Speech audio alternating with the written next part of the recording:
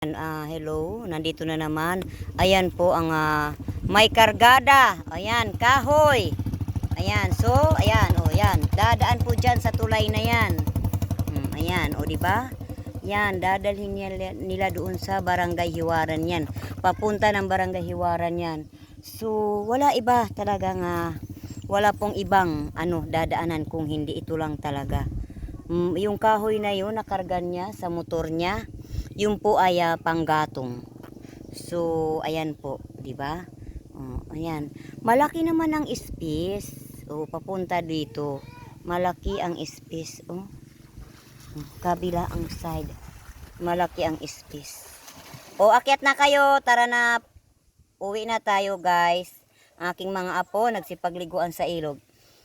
Ayan, malaki po ang space at hindi po sana nakakatakot. Kaso lang ang tapos nito wala pong mga so ginawa na lang po nila ng kahoy ng paraan dahil napakalaking sakripisyo po tuwing dadaan sila dito. Papunta po ng Barangay Hiwaran mula dito sa tulay, siguro pag nilakad mo kuha siguro ng mga 50 minutes. Napunta doon, pero pag sa single naman sa motor katulad nun, mga 10 minutes lang siguro kuha. Ayan, di ba?